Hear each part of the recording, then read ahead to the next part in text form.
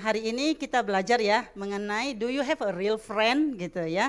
Tadi Pastor Daniel tadi sudah mengingatkan kita bahwa bulan ini adalah social capital, kita belajar dan ini adalah yang terakhir ya. Sebelum kita masuk mengenai the real friend, kita mau tanya dulu, sebenarnya kita butuh teman gak sih gitu ya. Kalau enggak, buat apa kita menanyakan ini? Kalau kita butuh enggak sebenarnya kita teman gitu. Apakah kita sering misalkan merasakan suatu kerinduan seandainya saya memiliki teman gitu. Kebutuhan-kebutuhan seperti keinginan bahwa seandainya ada teman sekarang buat saya ngobrol begitu indahnya, begitu enaknya. Oke, next. Ya, next. Oke, berikutnya ya. Oke, lagi next. Nah, firman Tuhan sendiri mengatakan di Kejadian 2:18, Tuhan Allah berfirman, tidak baik kalau manusia itu seorang diri saja. Ya, aku akan menjadikan penolong baginya yang sepadan dengan dia. Jadi sebenarnya firman Tuhan sudah mengajarkan kita atau sudah menjelaskan di sini bahwa kita itu tidak meant to be atau tidak didesain untuk hidup sendiri. Tidak. Tetapi kita harus bersama-sama dengan yang lain. Ya, ini firman Tuhan sendiri yang katakan. Oke, next. Mungkin kita bertanya, buat apa gitu. Ya buat apa gitu ya. Pernah enggak misalkan Bapak Ibu merasakan pada saat Bapak Ibu sedih ya, kemudian ada yang mendekat atau Bapak Ibu pergi ke seseorang dan Bapak Ibu terhibur gitu ya. Kemudian kadang-kadang ada yang datang kepada kita, dia mungkin bilang ke kita, kok kamu bisa bagus dalam hal ini itu gitu. Yang dimana sebelumnya kita enggak tahu gitu. Bahwa kita tuh bagus dalam hal itu. Ya, saya pernah merasakan bahwa teman-teman saya bilang, Duvin kamu sebenarnya bagus di sini-sini. Saya bilang, saya enggak merasa. Rasanya saya enggak bisa dalam hal itu. Tapi mereka yang lihat dan mereka menguatkan saya dan mereka bilang, kamu bagus di situ gitu. Ya, dan ada juga misalkan kadang-kadang kita ini ya istilahnya ngeheng atau rada-rada keluar jalur. Misalkan kita tiba-tiba jadi melo gitu atau merasa kok tidak ada gunanya hidup saya, kenapa saya seperti ini. Nah pada saat kita cerita ke seseorang, mereka bisa membalikkan pikiran kita dan mengetahui mereka lebih melihat objektif daripada kita sendiri yang melihat. Ya, kadang-kadang kita hanya melihat di permasalahan itu saja dan kita mengasihani diri kita, tetapi orang-orang di sekeliling kita kalau kita mau bertanya atau mau berteman atau mau mendekat, mereka akan mengatakan, enggak, saya enggak melihat begitu. Mungkin cara pandang kamu aja sekarang gitu. Nah itulah salah satu untuk apa? Masih banyak yang lain sebenarnya kalau kita bisa pikirkan, sebenarnya teman itu atau sahabat itu jadi apa buat kita? Menghiburkan kita, membuat kita jadi bersemangat, membuat hari kita begitu cerah. Nah ini next ya, saya kutip di sini ada seorang yang namanya Santo Thomas Aquinas, dia mengatakan gini, persahabatan adalah sumber kesenangan terbesar. Dan tanpa sahabat, kegiatan yang paling menyenangkan sekalipun jadi membosankan. Ya, jadi walaupun kepribadian kita mungkin tenang, tidak mau terlalu berteman gitu ya, tidak terlalu mau suka banyak teman, tetapi tetap saja yang namanya sahabat, teman itu sangat kita perlukan. Ya, dan dikatakan sini kegiatan apa sekalipun atau mungkin saya bisa gantikan achievement apa sekalipun atau pencapaian apa sekalipun yang begitu besar tidak begitu menyenangkan ya tanpa kita memiliki friend atau teman di mana kita bisa share, kita bisa berbagi kebahagiaan itu. Oke, next. Dan firman Tuhan sendiri katakan, seorang sahabat menaruh kasih setiap waktu dan menjadi seorang saudara dalam kesukaran. Jadi sahabat itu bisa menjadi saudara kita, ya. Kalau kadang kita berpikir saudara adalah hanya orang-orang yang dekat gitu. Tapi sebenarnya sahabat itu dikatakan bisa lebih daripada saudara kita. Oke, next. Jadi di sini kita bisa lihat bahwa teman yang baik ya, teman bisa banyak ya, ada yang enggak baik juga. Adalah sebuah anugerah dan harta yang sangat berharga ya. Kita sudah belajar bahwa manusia punya 7 capital ya, dan salah satu adalah network. Nah, teman itu dimasukin di dalam network. Next. Nah, sekarang kita mau belajar mengenai jenis-jenis persahabatan atau tahap-tahap persahabatan. Ya ini hanya masalah termnya aja, maksudnya namanya saja kita bisa ganti gitu. Tapi yang penting tahapan itu isinya apa? Tahapan itu sampai di mana gitu. Nomor 1 ya, kenalan ya. Jadi ada 3. 1 sifatnya kenalan, kedua teman baik, ketiga itu teman dekat atau bisa dibilang sejiwa. Sudah sejiwa dengan kita, sudah merasa kayak blend atau merasa dekat sekali dengan kita. Oke, kita sekarang mulai belajar mengenai apa itu kenalan. Jadi kenalan itu adalah orang-orang yang pernah kontak dengan kita. Misalkan saya suka ke pasar ya, saya ketemu dengan suka tukang sayur yang itu menjadi kenalan saya ya. Jadi karena saya punya kegiatan, maka saya bisa kenal dia gitu. Misalkan saya waktu itu dengan ibu-ibu ngantar anak gitu ya, jadi saya kenal. Saya waktu itu di sekolah bekerja, kemudian saya ada ibu-ibu yang datang mengantar anaknya, mereka juga jadi kenalan gitu. Kita semua begitu, bekerja, bahkan banyak mungkin orang-orang yang kita pergi ke sebuah gereja dan misalkan atau di gedung ini saja, mungkin di depan itu kita sering lihat, atau yang ke toilet sana kita sering lihat ibu-ibu, dan itu bisa menjadi kenalan karena dia adalah yang kita kontak dan ya maksudnya tapi kita tidak terlalu kenal mereka. Dikatakan situ tidak akrab karena kita tidak mengenal mereka dengan baik. Hanya mereka lewat di dalam hidup kita ya. Jadi kemudian kenalannya juga sebatas di permukaan saja ya. Nah, biasanya di tahap ini, kenalan ini bisa banyak.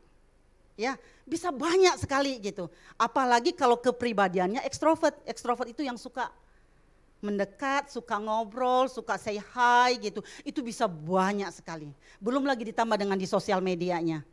Jadi itu sudah banyak sekali ya. Jadi kenalan ini bisa banyak sekali ya. Oke, next. Nah, ini yang sudah lebih ke dalam. Teman baik. Nah, teman baik ini adalah kita pilih dari yang kenalan segitu banyak tadi. Misalkan bagaimana kita memilih mereka, kayaknya cocok tuh, enak ngobrolnya gitu. Kok connect ya gitu. Atau mungkin karena kita satu visi atau nilai atau sama-sama kita itu di bidang misalkan parenting, saya suka di dalam bagian parenting misalkan. Atau hobinya sama gitu. Nah ini bukan hanya sekedar permukaan, lebih dalam lagi. Kita mulai bisa mengenal siapa keluarganya, anaknya gitu ya. Oke. Jadi ini teman baik ini kan lebih ini ya, lebih sudah mendekat gitu dengan kita. Sudah lebih kita kenal ya. Agak intens juga mungkin kita ketemunya, enggak hanya sekali-sekali. Nah, teman baik ini pasti jumlahnya lebih sedikit. Ya. Karena kalau terlalu banyak juga kita repot sendiri. Karena nanti kita belajar bahwa pertemanan itu membutuhkan effort, membutuhkan usaha gitu. Ya, jadi saya mau ingatkan lagi tadi kita belajar di lagu Tuhan Yesus adalah sobat yang setia. Tadi Pastor Daniel juga katakan itu tidak bisa dipungkiri, itu tidak bisa didinai bahwa memang Tuhan Yesus adalah sobat kita dan itu tidak bisa, maksudnya tidak tergoyahkan. Tetapi saat ini yang kita mau belajar adalah bagaimana Tuhan sendiri mau kita itu menyalurkan. Karena dia adalah sobat kita. Bagaimana kita itu menjadi teman buat orang lain dan orang lain itu menjadi teman buat kita. Jadi bagaimana Tuhan Yesus itu ada di dalam diri kita dan itu tersalurkan gitu. Ya, itu jadi lebih seperti itu. Jadi kita nanti kalau kita belajar kita akan lihat, mungkin kita tidak akan lihat bahwa dikit-dikit kita ke Tuhan Yesus. Karena itu sudah harga mati. Kita ada apa-apa harus ke Tuhan Yesus dulu. Ya, oke. Next ya. Kemudian, nah ini yang lebih dalam lagi ya. Nanti yang kita akan banyak bicarakan di 2 ini sebenarnya, teman dekat, teman tadi ya, teman baik dan teman dekat atau sejiwa. Nah ini agak susah dapatnya. Kalau dapat beruntung sekali ya, sangat beruntung sekali gitu. Ini paling sekitar 2-3 orang, itu juga kalau punya, belum tentu punya ya. Nah sebenarnya yang bisa menjadi teman dekat kalau yang bisa berpasangan adalah sebenarnya pasangannya. Ya, itu bisa menjadi teman dekat atau sejiwa dan seharusnya seperti itu. Dengan berlalunya waktu mereka semakin grow, mereka bisa menjadi teman dekat atau sejiwa. Tetapi begitu banyak, kadang-kadang tidak nyampe ke situ. Ya, walaupun menjadi pasangan kita tapi belum bisa menjadi teman dekat atau sejiwa kita. Karena masih banyak yang kita misalkan simpan, yang masih banyak yang kita mau itu tidak terlihat. Jadi apa ciri-cirinya teman dekat itu? Ya, ini tingkat persekutuan manusia yang paling dalam. Nah, di sini ada di mana ada satu keberanian membuka diri dan tidak takut lagi dinilai, tidak takut lagi kok kamu begitu ya. Kok kamu ternyata punya banyak kelemahan, kok kamu itu bodoh kelihatannya, kok kayaknya kamu berpikir jelek begitu ya, udah gak takut lagi. Gak takut dihakimi, gak takut direndahkan dan tidak takut ditolak. Sangat bebas untuk mengatakan apa saja. Nah itu tingkatnya. Nah kemudian dia juga dalam teman dekat ini berani berkorban, menemani di saat-saat di dalam kita lagi sangat di daerah, maksudnya di tingkat yang paling bawah, ada orang yang menemani kita dan dia mau gitu, dia mau berkorban. Nah, seperti saya katakan tadi, di tahap ini sangat sedikit sekali dan belum tentu kita punya, ya, belum tentu. Tapi inilah menjadi desire kita atau kerinduan kita untuk bisa mendapatkan, ya. Karena kehidupan kita akan jauh lebih berbeda pada saat kita mendapat teman baik dan teman dekat. Nah, oke, next. Nah, ini sekarang bagaimana kita memilih teman, ya? Nah kita perlu hati-hati di dalam memilih teman, ya. Mungkin banyak yang mau jadi teman kita, tetapi maksudnya kita harus perhatikan dulu. Seperti apa maksudnya, ya. Tidak semua yang kelihatan mau bersama kita itu maksudnya baik. Jadi kita mulai belajar ya. Perlu bijak dan selektif. Kenapa? Karena dikatakan di 1 Korintus 15:13, kebiasaan yang baik itu bisa rusak oleh pergaulan yang buruk. Ya, kemudian jangan mudah percaya walaupun orangnya baik. Nah kadang-kadang kita itu gini ya, kita sudah diberikan tumpangan, sudah diberikan misalkan kebaikan, dipinjemin ini, dipinjemin itu, langsung kita cap, ah orang ini baik. Langsung kita bilang, wah udah deh kalau bisa saya serahkan seluruhnya hati saya. Ya, oke. Jangan cepat-cepat percaya, jangan mudah-mudah percaya. Karena itu semua harus di mana ya, dites benar, ya, sangat harus dites. Perlu waktu untuk mengatakan benar-benar dia adalah orang yang dipercaya, ya. Kemudian jangan mudah terpengaruh juga, ya. Jadi kadang-kadang kita mudah terpengaruh ya waktu lihat media sosial, benar nggak? Kita kadang-kadang melihat di media sosial begitu, wah media sosial itu tuh semuanya kayaknya fine gitu ya, harmonis. Tapi saat tiba-tiba terjadi kejadian yang ada perceraian atau ada, kita kaget, lah kok dari mana, kok bisa gitu. Jadi kita jangan mudah terpengaruh oleh apa yang kita lihat. Kita harus bisa lebih memilah dan bisa mengetahui. Kemudian jangan mudah terpancing, kadang-kadang kita, apalagi kalau kita haus, termasuk haus pujian, kita akan mudah terpancing gitu ya. Jadi di dalam memilih teman kita harus perhatikan hal-hal yang seperti ini. Jangan mudah-mudah, itu katanya jangan mudah. Lebih bagus, lebih berhati-hati itu jauh lebih baik gitu, ya. Karena gini, ada teman yang real, ya. Lawan real itu kan fake ya. Fake itu artinya palsu. Ya, palsu itu tuh bisa jadi racun dalam hidup kita. Bisa jadi toksit gitu.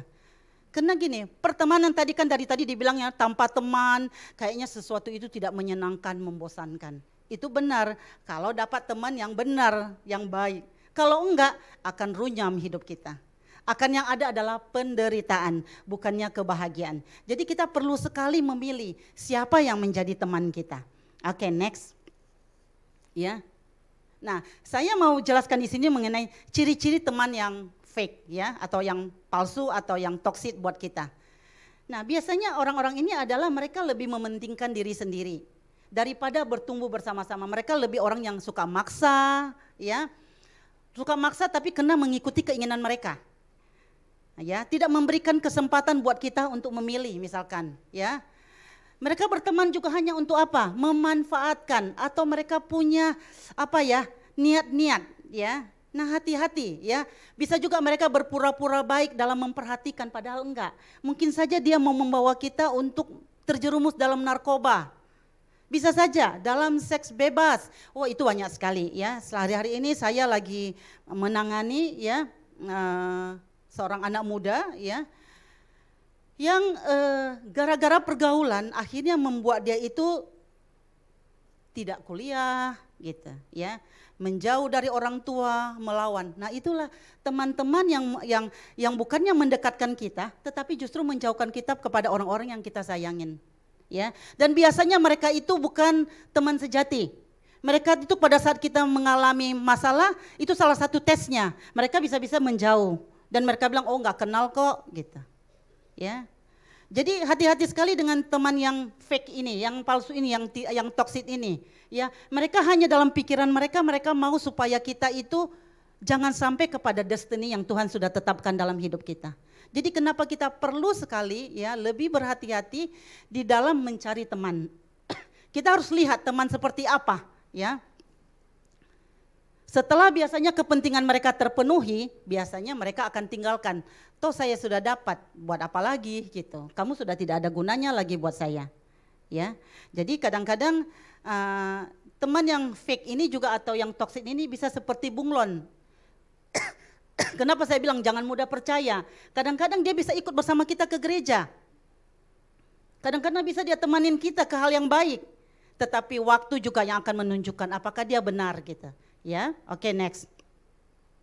Nah, ini yang kita mau sebenarnya dapat, atau kita juga belajar menjadi teman yang real.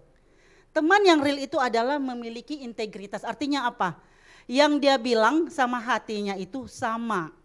Jadi bukan dia bilang hal-hal yang baik, ngangkat-ngangkat kita, semua kejelekan kita juga oke semuanya, tetapi di belakang dia mungkin dia menceritakan kita. Atau dalam hatinya bilang, oh enggak gitu kok, saya hanya nyenangin kamu aja. Tidak. Teman yang real itu adalah berani untuk memberitahukan kelemahan kita. Berani konfrontasi kalau kita salah.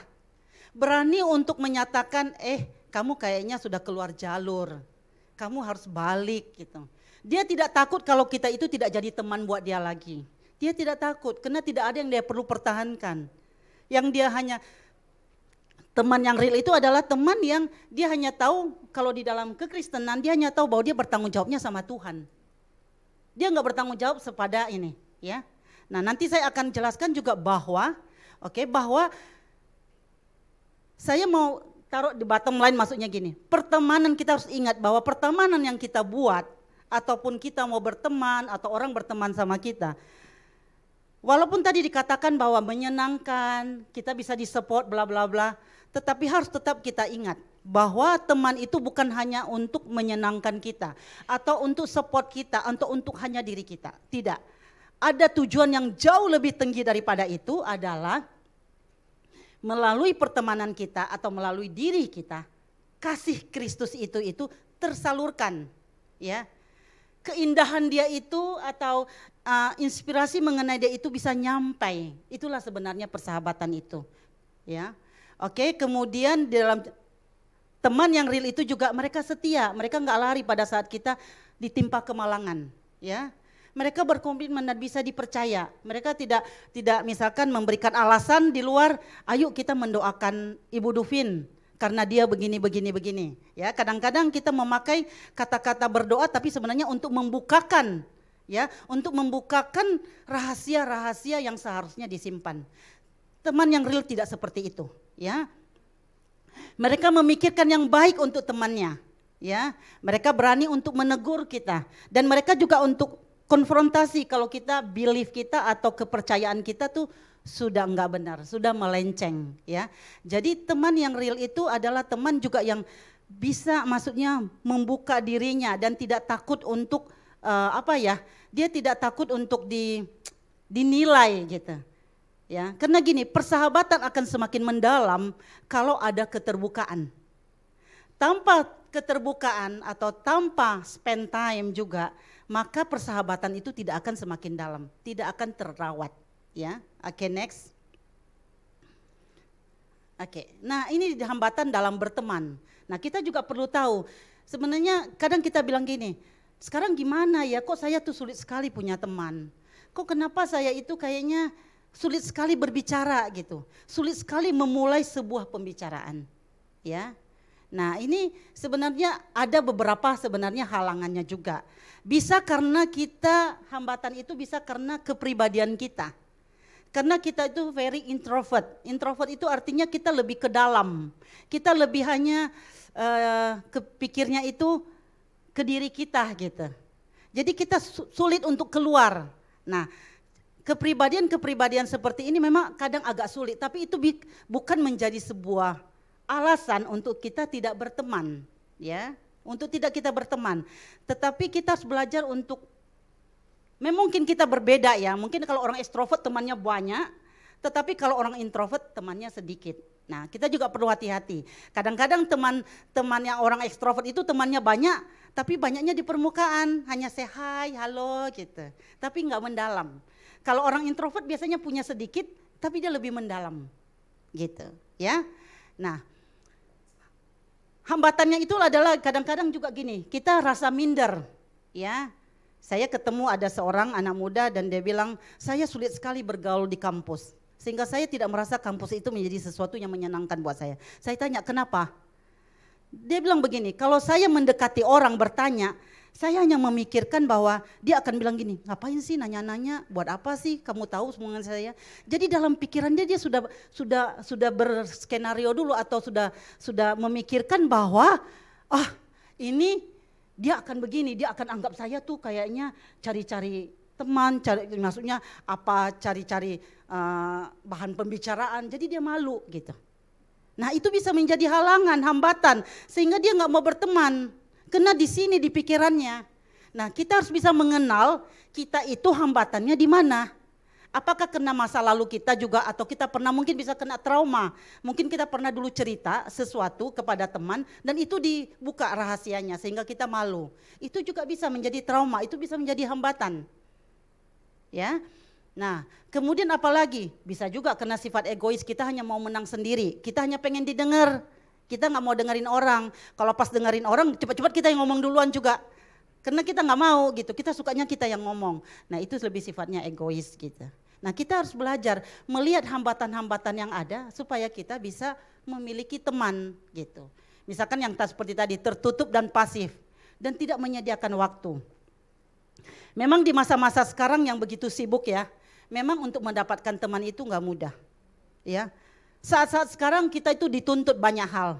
Kita mau menjadi misalkan ibu yang terbaik, ibu yang bisa segalanya.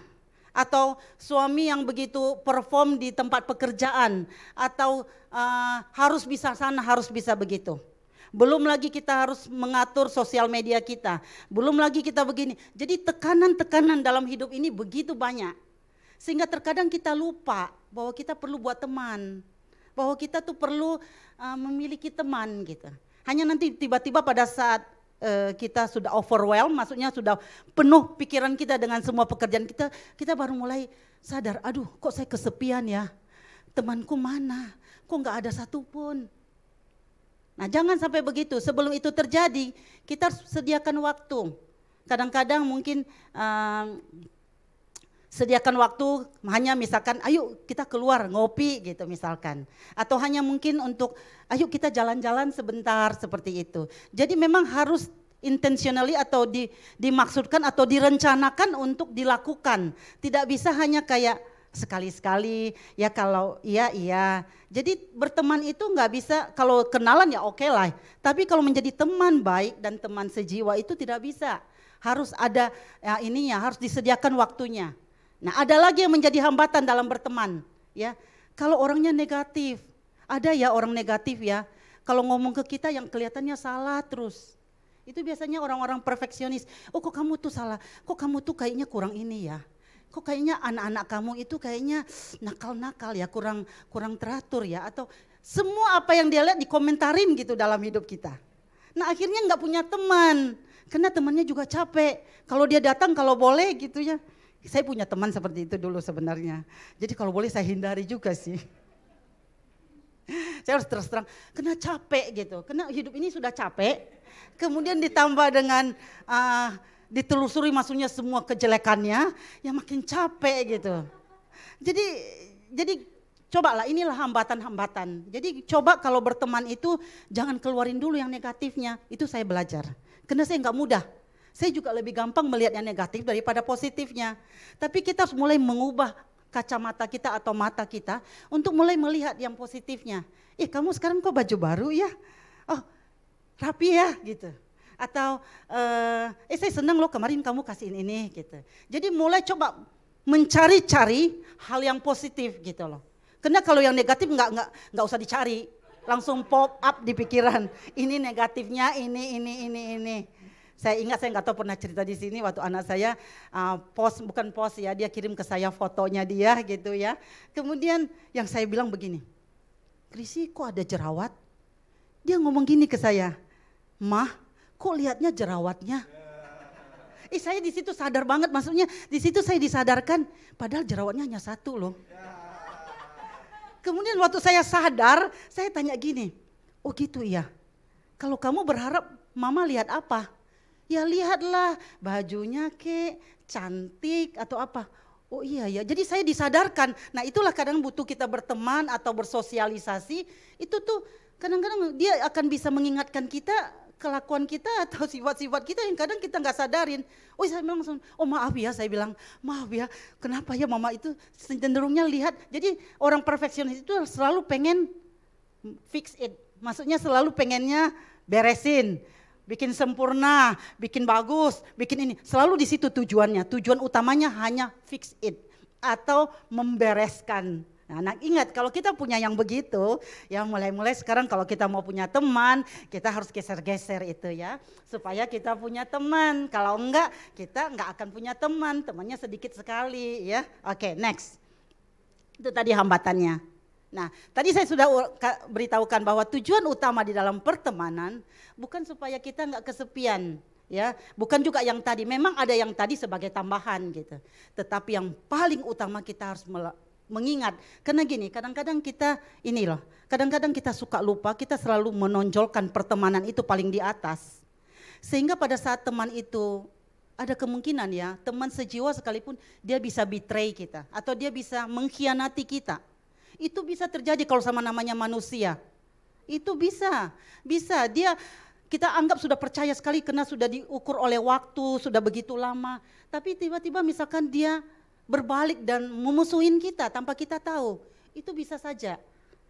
Tetapi kalau kita sudah punya di pemikiran bahwa persahabatan kita hanya dibangun karena kita pengen, maksudnya bahwa kasih Allah atau kita juga bisa berlatih bagaimana buah-buah roh itu ada di dalam diri kita dan kita bisa salurkan di dalam pertemanan, maka kita lebih kuat apapun yang terjadi. Nanti kita akan belajar bahwa terkadang pertemanan itu bisa ngomongnya say goodbye. Itu bisa. Jadi kita jangan menganggap pertemanan itu forever. Harapan kita forever. Tetapi namanya dunia ini bukan dunia yang kita bisa kontrol dan bukan dunia yang sebelum kejatuhan dalam dosa. Dunia ini sudah jatuh dalam dosa dan semua itu bisa happen gitu. Ya, oke, next. Nah, kita perlu nih, ya, ini salah satu menjadi checklist kita, ya. Kalau kita mau berteman, ya, apakah teman kita itu membuat kita lebih baik atau enggak? Atau teman itu hanya membawa kita hanya hura-hura menikmati hidup, atau hanya fun-fun aja, ya. Mungkin fun aja sih ya tetap perlu ya, jangan terlalu serius juga ya. Nanti kayaknya kita mukanya semua kayak misalkan kayak robot semua jalan, yang enggak gitu juga. Tetapi ada teman-teman yang hanya memang enggak ada isinya, kontennya ya. Sehingga hanya fun aja gitu. Tetapi sebenarnya itu bisa digeser sebenarnya. Kalau mau sama-sama komitmen untuk bergeser dari yang isinya tidak ada, tetapi mulai membuat isinya itu ada gitu. Ya, jadi coba kita lihat, kita nilai apakah dengan kita berteman kita semakin dekat dengan Tuhan enggak? Dia memotivasi kita enggak? Dia berani tegur kita enggak? Karena gini Bapak Ibu, kita tidak bisa melihat siapa loh diri kita. Kita harus bisa ditegur oleh orang lain. Orang lain harus bisa melihat diri kita dan mengatakan, saya lihat dalam diri kamu ini. Bisa yang positif, bisa juga yang negatif. Ya. Nah, kalau sudah sampai di tahap menjadi teman sejiwa, itu bisa menjadi untuk menegur dosa kita atau buat kita mengaku dosa. Dalam firman Tuhan dikatakan saling mengaku dosa supaya kamu sembuh. Oke? Jadi kita harus menilai persahabatan kita itu apa gitu. Apakah dia bahagia pada saat kita bahagia? Karena ada juga kalau kita bahagia dia iri. Dia nggak suka gitu. Dia tersinggung. Dia merasa, lah kok Tuhan berkati dia, saya enggak ya? Gitu. Jadi kita juga harus bisa menilai ya kira-kira ini. Nah, bukan berarti langsung dijauhin yang seperti itu ya. Bukan. Itulah namanya proses. Kalau kita bisa banyak terbuka dan mau belajar, sebenarnya disitulah benih-benih persahabatan itu menjadi persahabatan teman baik dan menjadi lebih sejiwa sebenarnya. Itu potensial ke situ tuh sudah ada. Nah, untuk apalagi, apakah dia mendorong kita untuk lebih bijaksana, hidupnya lebih bijaksana? Ya, ataukah dia membiarkan kita melakukan apa saja yang kamu mau, oke lah. Kan ada ya teman ngomongnya gini, kan hidup hanya sekali, sayang dong kalau nggak dinikmati, nikmati saja katanya. Ya, nah kalau sudah punya prinsip kehidupan seperti itu, hati-hati dengan teman begitu. Kenapa kita perlu cek seperti ini, kita perlu nilai? Karena gini dikatakan di firman Tuhan, pergaulan yang buruk, merusak kebiasaan kita yang baik. Kita jangan bilang, oh tenang aja, saya kan kuat, saya mampu lah, nggak apa-apa. Nggak bisa, kita sangat mudah terpengaruh. Kita sangat mudah untuk terbawa arus. Firman Tuhan mengatakan, hari-hari ini akan banyak orang yang hanya memikirkan dirinya sendiri. Mereka akan lebih cinta uang, mereka tidak suka diajar, mereka lebih tidak suka taat, mereka tidak suka istilahnya ini sama orang tuanya, nggak suka gitu. Akan banyak orang seperti itu, firman Tuhan sudah ingatkan kita. Jadi kita harus menilai teman-teman kita seperti apa. Lebih bagus kita tidak perlu punya teman daripada teman itu akan merusak kita. Dan juga jangan kita juga suka mengatakan gini, oh nggak apa-apa, saya bisa bawa dia untuk kenal Tuhan. Hati-hati, bisa iya, bisa enggak. Gitu. Nah ini yang misalkan yang cari-cari pasangan, ya, yang cari pasangan, gini. Ini perlu hati-hati juga menilai gitu, ya. Kalau sudah tidak seiman, ya, jangan lagi, jangan dibilang nggak apa-apa, ini ada suara Tuhan, saya akan membuat dia lebih baik, akan membuat dia lebih begini, jangan, ya, harus tegas gitu. Oke, next. Kemudian berikutnya adalah, nah ini sekarang kita sampai bagaimana seandainya mereka itu, teman kita itu tidak takut akan Tuhan. Mereka maksudnya gitu, kita punya teman dan mereka memilih yang bertentangan dengan firman Tuhan. Kita sudah katakan jangan gitu, kita sudah katakan nggak baik seperti itu, balik gitu ya. Tapi tetap tidak mau, ya. Nah orang-orang seperti ini, ya, orang-orang seperti ini, ya kita harus bisa belajar tegas. Awalnya mungkin tidak langsung tidak mungkin. Pertama tahapnya adalah kita harus bicara dulu bahwa itu salah. Kita harus kasih tahu salah. Nah berikutnya adalah kalau dia masih tidak mendengarkannya, mungkin kita agak menjauh. Tetapi kita tetap telepon. Ya, itu tahap-tahapnya. Nah kalau yang sampai juga dia tidak mau, kadang-kadang kita perlu harus tegas. Kita harus bisa mengatakan bahwa maaf, sepertinya saya sudah tidak bisa lagi bersama dengan kamu. Ya, ini bisa berlaku kepada pertemanan yang sudah dekat, yang sudah lebih masuk misalkan pacaran atau sudah mau dekat. Kita harus bisa berani ke arah sana. Ya, terkadang di sini jebakannya buat kita. Ya, karena kita sudah merasa sudah spend time begitu panjang waktunya, sudah banyak habis tenaga, pikiran, perasaan gitu ya. Iya, uang gitu ya. Ya segalanya sudah banyak habis, modal-modalnya udah banyak habis gitu ya. Ya modal emosi, perasaan kayak gitu ya. Jadi kita bilang udahlah nanti juga bisa berubah gitu. Nanti bisa berubah di dalam dengan waktunya akan berubah, hati-hati. Karena masalah karakter atau sifat apalagi sesuatu yang dibawa sejak lama itu tidak mudah. Bisa, bukan saya bilang nggak bisa. Kuasa Tuhan bisa, tapi masalahnya dia mau nggak masuk di dalam kuasanya Tuhan? Dia masuk nggak di dalam surrendernya Tuhan? Dia mau nggak ke situ? Jadi kita jangan main iman aja. Oh saya beriman bahwa dia akan menjadi orang baik. Saya punya visi buat dia. Kita boleh punya visi, dia punya visi enggak sama Tuhan? Nah itu kita harus perhatikan gitu ya. Jadi kita harus benar-benar melihat ini penting sekali ya. Kita juga perlu mengajarkan anak-anak kita yang remaja gitu di dalam memilih teman hidup. Kita perlu untuk stick di sini gitu ya. Kenapa? Nah juga kalau bagaimana kalau seperti ini, kalau ada orang-orang yang misalkan berteman dengan kita, dia hanya meneguhkan perbuatan mereka yang tidak baik. Ada yang seperti itu, datang ke counseling sama saya juga ada yang begitu. Ada yang mau meneguhkan, benar kan saya bukan kayak gitu kan saya kemarin sama suami saya. Saya bilang, saya hanya kadang diam saja dulu gitu. Saya mau mendengar dulu semuanya apa gitu loh. Jadi kadang-kadang datang counseling juga hanya untuk meneguhkan bahwa apa yang dia lakukan itu benar. Enggak, ya. Kita harus belajar terbuka. Seperti yang saya bilang tadi, ada yang namanya irrational belief. Ada belief-belief kita itu yang tidak benar gitu, ya. Oke, kita hanya melihat satu sisi saja. Oke, next. Tadi ini saya sudah sampai di sini ya. Saya sudah sampai di sini. Ya, pertama-tama kita menegur, menasihati, kemudian mulai menjauh tetapi masih berhubungan, kemudian say goodbye. Nah, hati-hati pada saat say goodbye ini atau selamat tinggal ini, jangan kita terlalu banyak orang tipe yang feeling, lebih ke perasaan. Dia akan biasanya muter-muter bicaranya. Kamu tahu nggak ya, saya tuh seperti ini, saya terpaksa kayak gini karena saya sudah nggak bisa lagi, orang tua saya nggak boleh berteman, katanya orang tua saya begini, orang tua saya gini. Itu nggak mempan. Nanti setelah itu gini, ya sudah nggak usah kasih tahu orang tua kamu. Nah gitu. Jadi itu bisa, jadi jangan kalau sudah jelas-jelas ya sudah beberapa tahapan kita sudah tahu, misalkan juga di dalam hal pacaran gitu ya. Kalau kita sudah benar-benar tahu bahwa ini sudah tidak bisa lagi. Ini sudah tidak sejalan, ini sudah sepaham, sudah tidak apa. Jangan banyak bunga-bunga apa ya, bunga-bunga perkataan gitu ya, yang maksudnya kita sih supaya dia tidak sakit hati. Itu biasanya tipe orang feeling ya, orang feeling yang muter-muter dulu. Jadi dia nggak mau langsung bilang to the point, muter dulu kemana, mau nyampe ke situ juga masih geser dulu gitu. Ya jangan, kalau yang sudah tegas namanya nggak boleh muter-muter lagi. Sudah sampai di sini saja.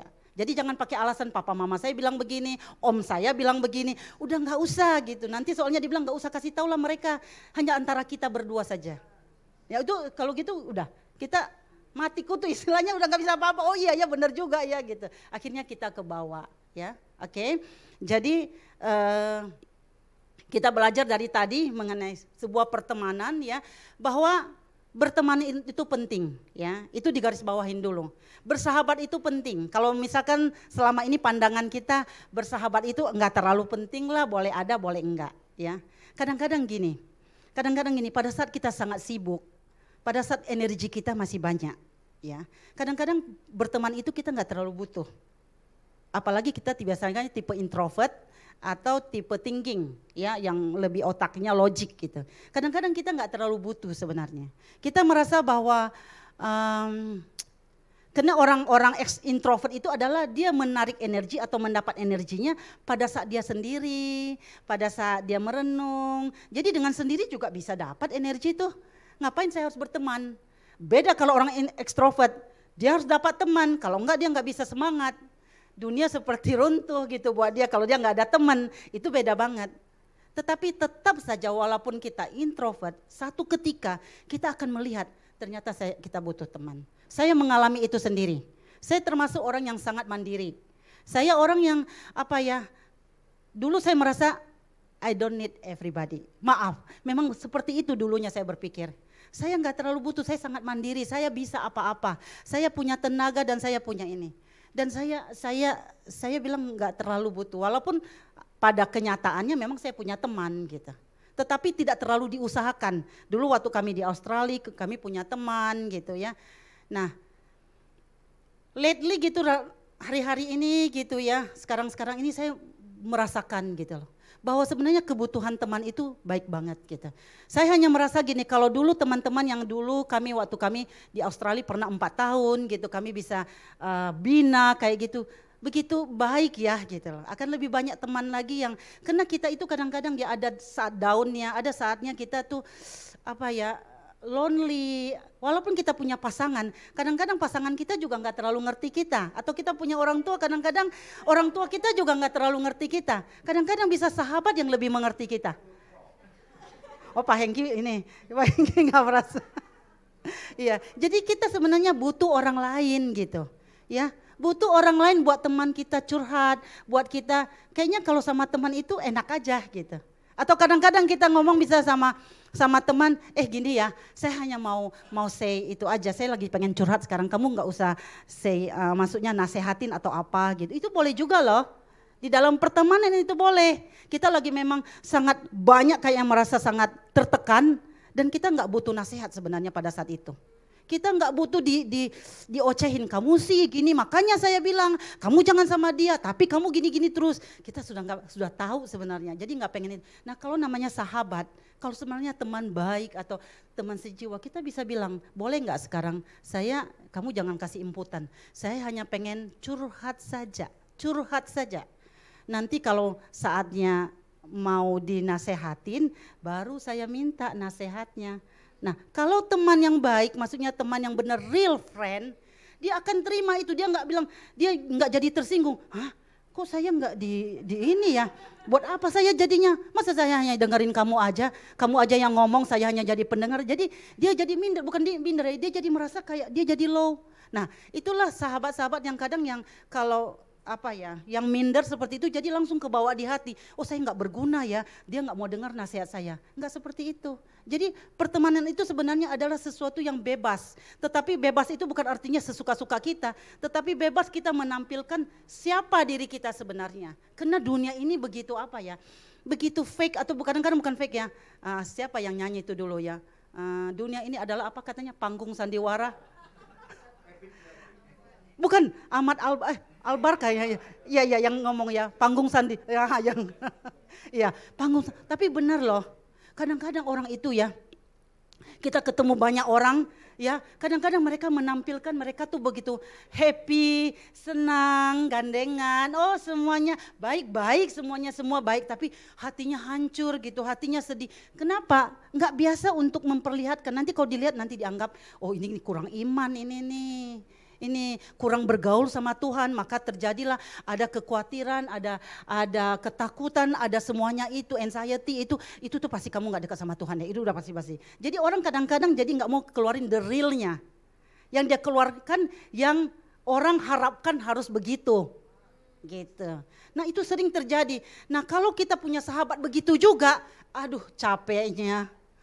Sudah cukup kita di luar mungkin perlu ya, misalkan kayak saya dulu ya kepala sekolah gitu ya, yang nggak mungkin dong saya datang gitu ya, saya kan baru marah tuh sama anak gitu, mukanya udah gitu ya, kemudian saya datang ke sekolah, nggak mungkin dong saya masih pasang muka cemberut gitu, karena saya masih bawa tuh yang dari rumah, kan nggak mungkin, saya harus, nah ada nanti dulu tuh kami ajarin anak-anak itu namanya obedience. Ya, obedience itu artinya kita nggak perlu harus beresin dulu masalahnya, tetapi kita hanya obey dulu sama Tuhan bahwa kita itu mau tetap istilahnya bersuka cita atau positif.